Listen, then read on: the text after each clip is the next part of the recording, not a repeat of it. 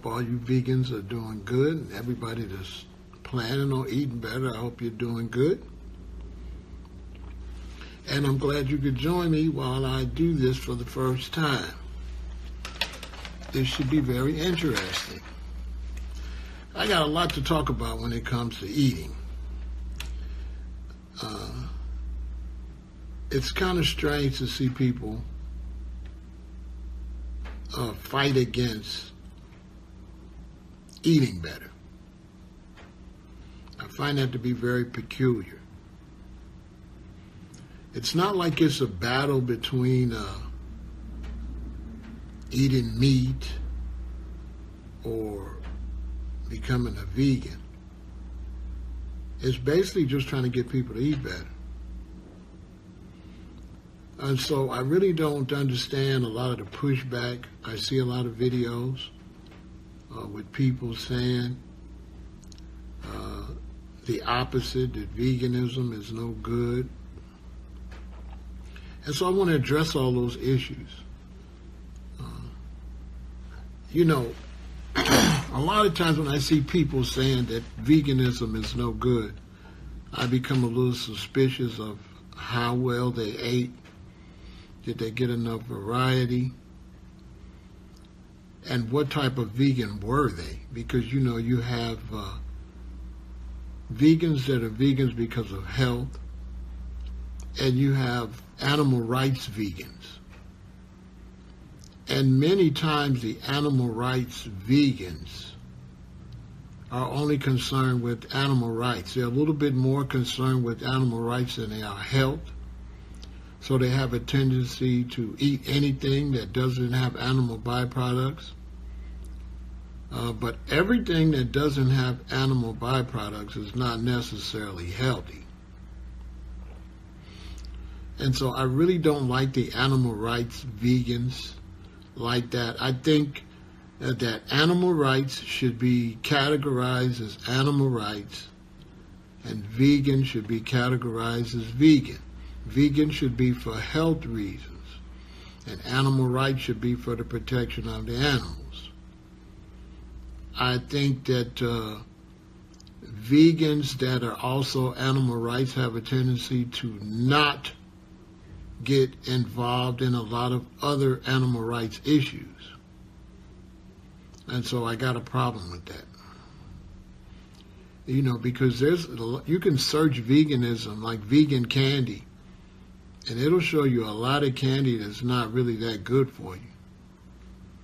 But it's just considered vegan because it doesn't have any animal byproducts in it. But, a lot of preservatives and artificial colors and artificial flavors would be considered vegan if you went by the standard of no animal byproducts. So that gets to be a little strange. So I'm really not into the whole animal rights veganism. I've been a vegan for 40 years. We used to call it a vegetarian that didn't eat dairy. We didn't even know we were vegans. And back in the late 70s, when I stopped eating dead flesh, everyone was that was becoming a vegetarian or a vegan was doing it for health reasons. There were no animal rights vegetarians or vegans back in the day. So that's like a new type of phenomenon, right?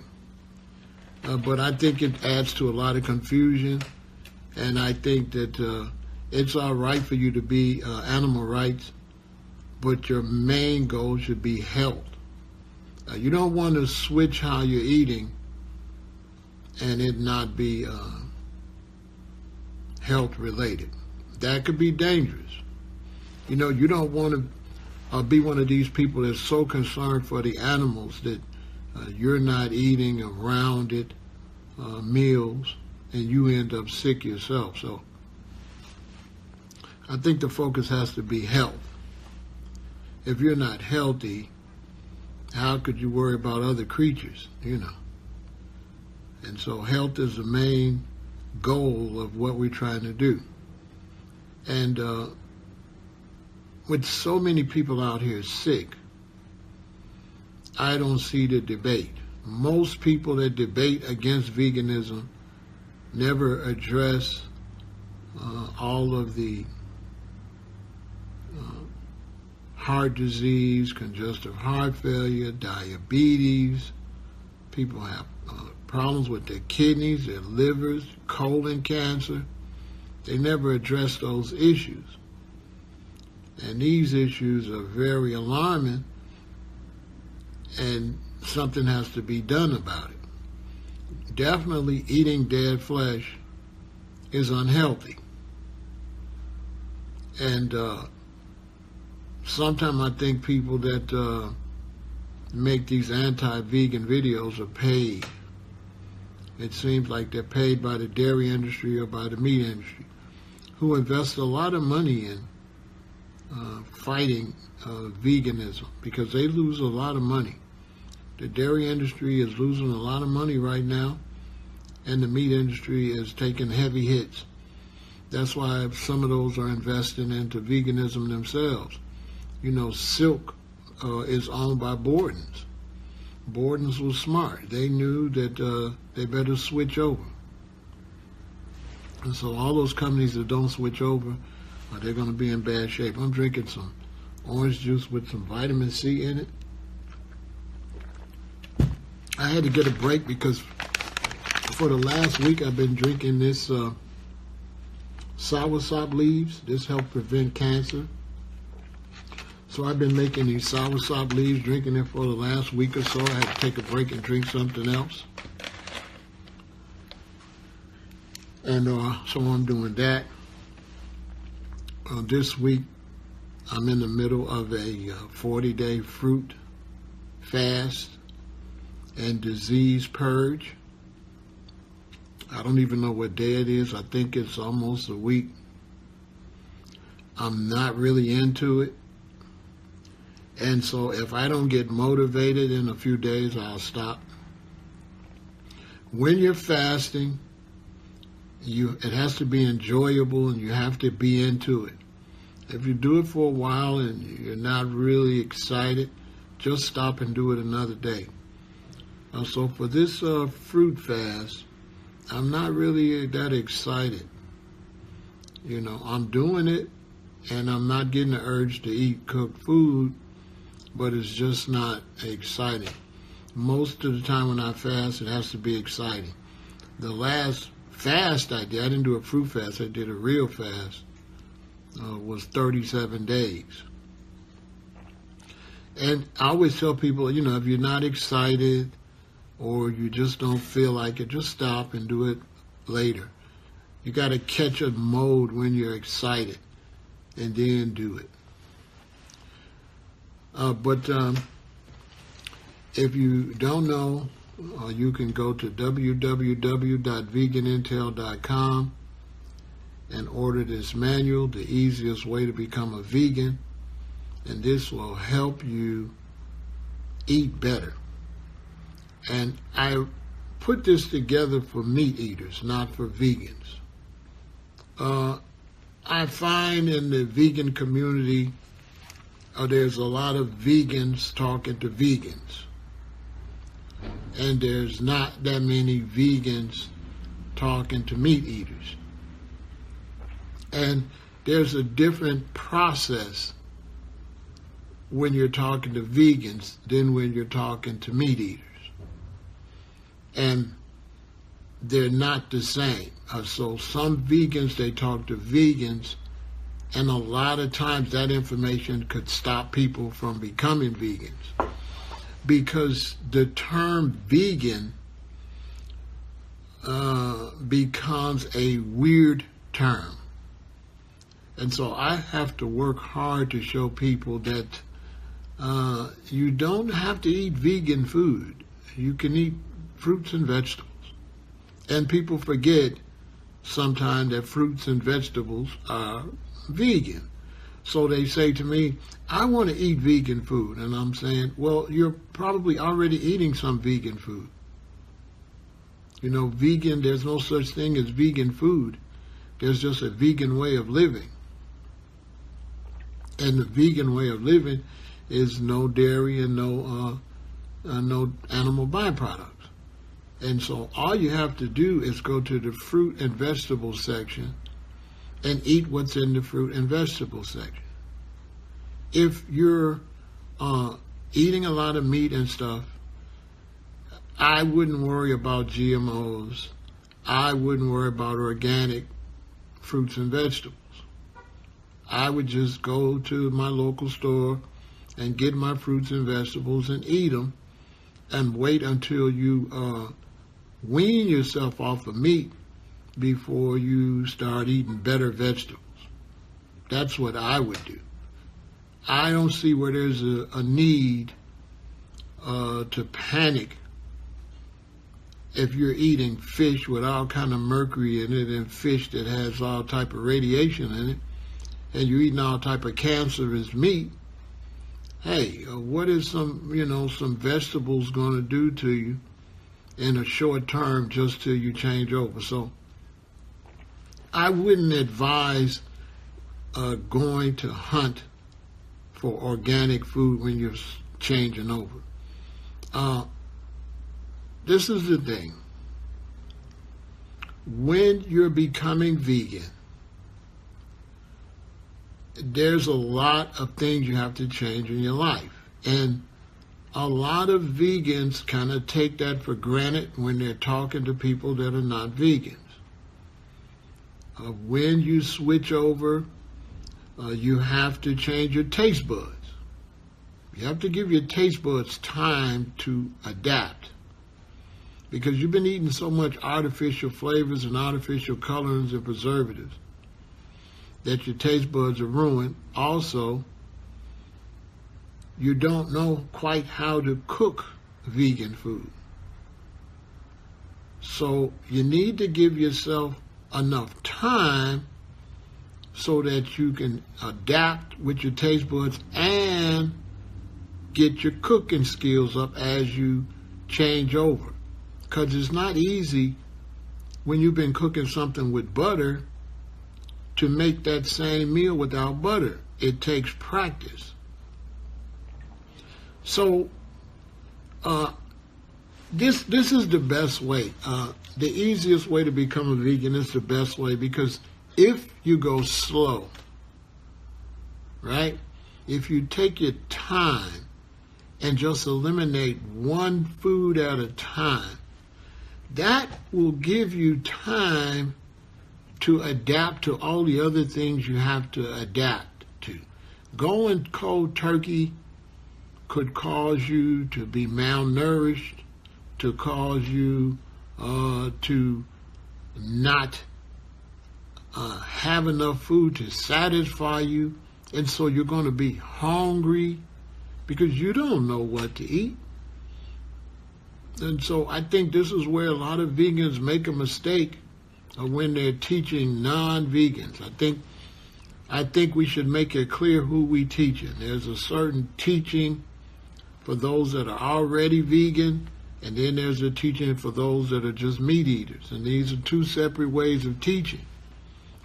And a lot of times when I'm trying to help meat eaters convert, I don't like vegans. Some of their input I don't appreciate, because their input is very confusing.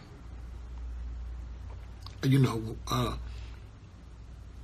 a lot of people are not out here actually teaching how to eat. And I've been doing this for 40 years, so I'm really familiar with the teaching aspect of it. And so you have to take it in consideration that when you're trying to get a person to go vegan, you're asking them to eliminate beef, pork, chicken, fish, shrimp, lobster, crab, lamb, cheese, eggs, milk, butter, okay? And I can go on and on. Artificial, all the different artificial foods with artificial flavors, preservatives. So you're asking them to give up about 20 to 30 things right off the top, at least 30 things you're asking them to give up.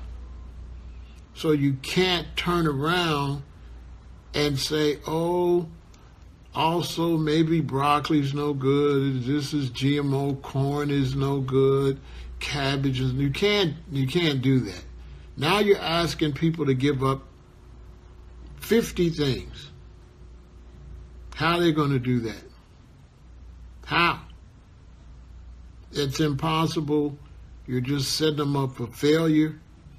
You're setting up a lot of people to be malnourished because they're not going to get enough nutrition, because they're not going to have any idea what to eat, and all the various things they can eat, they won't have any idea how to prepare these meals.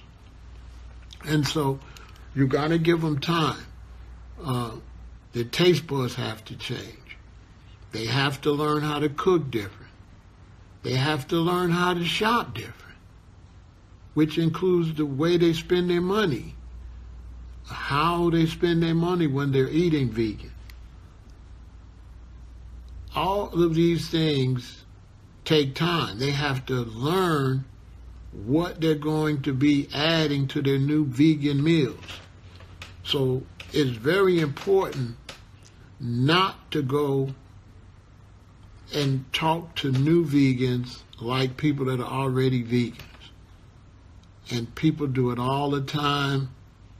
I try to talk to people to become vegan on YouTube, and I have these people that are vegans already, and they basically run people away. They start talking about GMOs, your corn ain't no good. They start saying all this crazy stuff to people that are still eating pork and beef, which is crazy. Let the people convert first, before you tell them all of this, all of the things that you don't need to know until you wean yourself off. You see, there's an expert way to be a vegan, and then there's a way to get off meat. And first, we must teach people to get off of the dead flesh first, and then once they get off the dead flesh and they're comfortable and they're firm and they've been a vegan for a year or two and they're not craving meat no more, then you show them how to tailor it and eat better. But if you tell them all of that at the beginning, it'll be impossible for them to change. And the reason that so many people do that, because they're internet talkers. They haven't been, on the streets teaching people face to face. Where, like me, I'm not an internet teacher. I teach people, face to face. And so I know the responses. So when I tell people to stop eating meat, the first thing they say all the time is, well, what do you eat? They can't process what to eat because in their minds, meat is a lot. And so I have to break that down. In their mind, they're eating a lot, and to get rid of that, what to replace it with. And I have to show them that they're really not eating that much variety. They're eating all different chicken in all different types of ways, ham in all different types of ways, beef in all different types of ways, to give them the impression that they're eating variety, but they're not. So they think they're eating variety because they're eating bacon and ham and pork chops. It's like, no, that's all just pig. That's just one thing. All you're eliminating, the average person, all you're eliminating is 4 things: beef, pork, chicken, and fish, basically. And then, so I tell them, they say, well, what do I eat? I tell them, well, when you walk in the store, eat everything in the fruit and vegetables section. Now, this is a psychological thing I have to tell them to psychologically stimulate their mind. Because in their mind, everybody knows the fruit and vegetable section is huge. And so that eliminates that, oh, what am I going to eat? They go, oh, yeah, it's a lot in the fruit and vegetable section. Then they start thinking, yeah, apples, oranges, pears, and there's all these greens and there's all this stuff. What is all this stuff? Because most of the time they don't even know everything that's in the fruit and vegetable section because they eat so much preservatives and so much, fast food. They eat so much frozen food and canned food that, they really don't really spend a lot of time in that section. So to get that out of their mind, what do I eat? I tell them everything in the fruit and vegetables section. And so it's easier for me to teach them without other vegans around, because other vegans start picking, well, this, it need to be no GMO and all that. That's crazy. Don't tell new beginners all of that. Because experts, I'm going to be honest with you, experts, the vegans, a lot of them don't know what they're talking about, okay? When it comes to GMOs. I remember when the first big GMO scare came, and I was going to the store and I was trying to avoid GMOs. And I was surprised how much food is not GMO, okay? It's not that much food that's GMO, okay? But people get confused because they think organic is the opposite from GMO, which is not.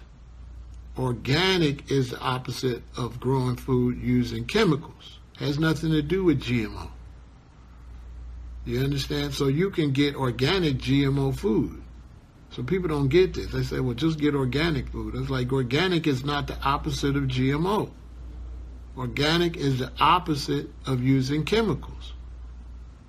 So if I got GMO corn, I can grow it in chemicals or I can grow it organically, but it's still going to be a GMO seed.